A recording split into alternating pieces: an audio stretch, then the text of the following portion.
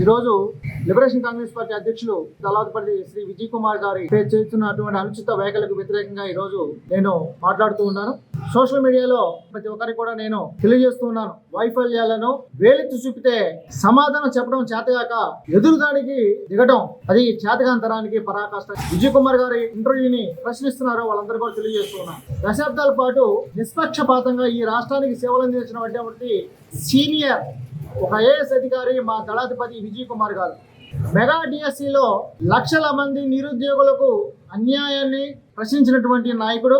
TET లేకుండా recruitment ఎలా చేస్తారని ప్రశ్నించినటువంటి నాయకుడు విజయ్ కుమార్ గారు ఎప్పుడు పాలసీల గురించి, రాజ్యాంగ హక్కుల గురించి, అణగారిన వర్గాల ఆత్మగౌరవం గురించి మాట్లాడతారు. ఆయన ఎప్పుడు కూడా కులాల మధ్య చిచ్చులు పెట్టేటువంటి పరిస్థితులు ఎప్పుడు కూడా మాట్లాడలేదు. ఈరోజు అదే డిఎస్సిలో అవకతవకలు జరిగినటువంటి అంశాన్ని గుమ్మడికాయల దొంగ భుజం తొడుకున్నట్టు వాళ్ళు తెగ చించుకుంటూ ఉన్నారు. మేము ఈరోజు సూటిగా ప్రశ్నిస్తున్నాం. మీకు దమ్ముంటే ఆ ప్రశ్నలకు సమాధానం చెప్పమని ఈరోజు మిమ్మల్ని అడుగుతున్నాం. అంటే ఇక్కడ వ్యవస్థల లోపాలపై ప్రశ్నిస్తే తప్ప. విజయ్ కుమార్ గారు ఆ ఇంటర్వ్యూలో ఏం మాట్లాడారో, కోర్టుకి వెళ్ళినటువంటి అభ్యర్థులు తేవనెత్తినటువంటి సాంకేతిక లోపాలను, నియామకాల్లో జరిగినటువంటి అక్రమాల గురించి ఆయన ఒక ఇంటర్వ్యూ ఇస్తే ఆ ఇంటర్వ్యూ ఎవరైతే చేశారో వైఎన్ఆర్ గారు ఆయన కూడా దానిపైన చాలా క్లారిటీ ఇచ్చారు.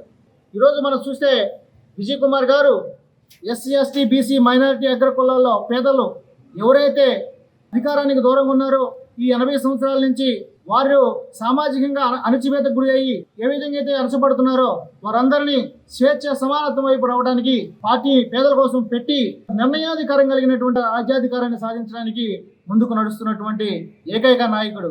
ఆయన పెట్టినటువంటి ఈ రాజకీయ పార్టీలో సిద్ధాంతంలో సమానత్వం ఉంది. ఆయన పోరాటంలో ప్రజాధర్మం ఉంది.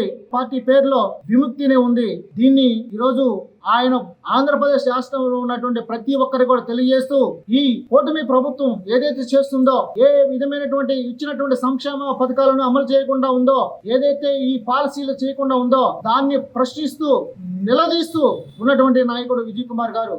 ఆయన లక్ష్యం ఎవరైతే ఈ పేదలు ఉన్నారో, అణచివేతకు గురి అయిపడుతున్నటువంటి పేదలు ఉన్నారో, ఆర్థికంగా నిలబడుతున్నటువంటి పేదలు ఉన్నారో, సామాజికంగా పొంగిపడుతున్నటువంటి పేదలు ఉన్నారో వీరందరినీ చట్టసభల్లో పంపించి పాలకులుగా చేయాలనే లక్ష్యంతో ఈరోజు లిబరేషన్ కాంగ్రెస్ పార్టీ ముందుకెళ్తుంది తప్ప లిబరేషన్ కాంగ్రెస్ పార్టీ ఎటువంటి వ్యక్తిగత విమర్శలు చేయదు, ఎటువంటి కులాల మధ్య చిచ్చులు పెట్టదు, ఎటువంటి మతాల మధ్య చిచ్చులు పెట్టదు.